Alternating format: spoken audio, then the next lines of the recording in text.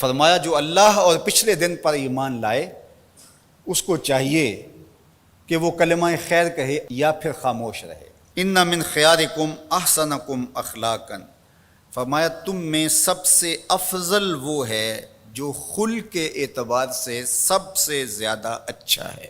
فضل و شرف کا سبب اچھے اخلاق کا ہونا ہے۔ حضور نے ارشاد فرمایا قیامت کے دن میزان پر جو اعمال رکھے جائیں گے سب سے زیادہ وزن جس عمل کا ہوگا وہ حسن خلق کا ہوگا۔ اور اللہ تعالیٰ جل شانہ جو ہے وہ دشمنی رکھتا ہے فحش گو سے اور بیہودہ گو سے۔ اللہ اکبر۔ فرمایا کہ اہل ایمان میں کامل ترین مومن وہ ہے جو حسن اخلاق کا پیکر ہے۔ تو میں آپ سے یہ کہوں گا کہ اپنی زبان کو، اپنے خیالات کو، اپنی سوچوں کو ہمیشہ آپ پاکیزہ رکھنے کی کوشش کریں۔ ظاہر ہے اس زندگی میں رہتے ہوئے سارے لوگ آپ سے متفق نہیں ہوں گے۔ ہر شخص کا آج کے دور میں اپنا اپنا فہم دین ہے، اپنی اپنی تربیت ہے ہر شخص کی، اس کا ایک بیک گراؤنڈ ہے جس میں وہ پلا بڑھا اور جوان ہوا ہے۔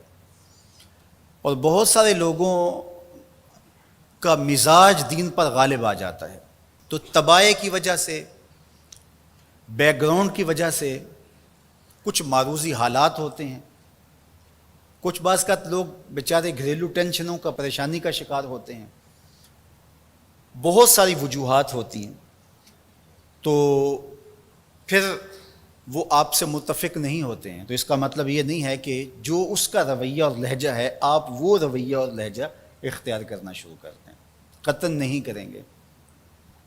آپ اپنے لہجے کو اسی طرح مزین رکھیں جس طرح حضور کے خلق کریمانہ کی ادا ہوتی ہے۔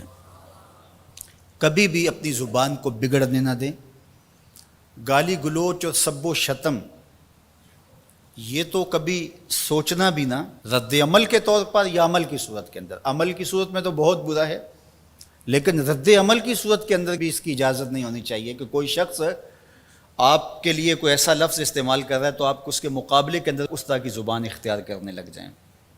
یہ آپ کا دین، آپ کی اخلاقیات، آپ کی تربیت اس کی اجازت نہیں دیتی۔ کسی کی تربیت اگر اجازت دیتی ہو تو ظاہر ہے اس پر تو ہمارا زور نہیں ہے، لیکن آپ کی تربیت، آپ کا جو فہم دین ہے وہ اس کی اجازت نہیں دیتا کہ آپ اپنے رویوں کو، اپنے طرز زندگی کو اس طرح سا لچر اور بازاری بنا لیں، اور آپ کے منہ سے، آپ کے لفظوں سے، آپ کے رویے سے بدبو نکلتی ہو اور آپ نفرت کے سوداگر بن جائیں، سوء ظن، بدگمانی اور نافہمی کی آگ میں جلتے رہیں اور ہر وقت حسد، بغض، کینے اور نفرتوں کے سوداگر رہیں۔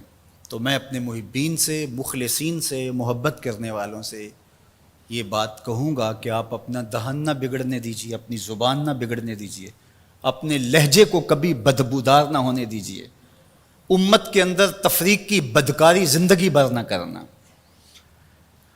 اگر کوئی شخص میرے طریقہ کار سے متفق نہیں ہے، جو میں طرز تبلیغ رکھتا ہوں، جو انداز تربیت رکھتا ہوں، بہت سارے لوگ اس سے متفق نہیں ہیں، تو آج تک میرا یہ زور نہیں رہا کہ لوگ اسی طریق پہ آئیں سارا زمانہ جس طریق پہ میں ہوں۔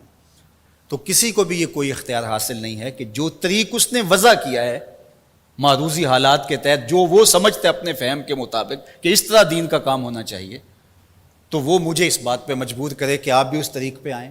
جو میں انداز تبلیغ رکھتا ہوں، جو مؤثر بھی ہوا، نفع بخش بھی ہوا، نیچے سے لے کر اوپر تک کتنے طبقات کے اندر کیسے اثرات پیدا ہوئے، لیکن اس کے باوجود آج تک میں کسی کو نہ مجبور کرتا ہوں اور نہ میں جو ہے وہ کوئی اگر میرے طریق سے ہٹ کے چلتا ہے، حتیٰ کہ اگر کوئی شخص میرا انکار کر دیتا ہے، مجھے گالیاں بھی دے دیتا ہے، مجھے برا بلا بھی کہتا ہے، اس کے باوجود وہ کافر نہیں ہوتا، اس لیے کہ میرا انکار کفر نہیں ہے، پیغمبر کا انکار کفر ہے۔ بات سمجھ آ رہی نا بات کی؟ تو اس لیے ہم بندے اور امتی بن کے رہنا ہے، اسی میں بلائی ہے۔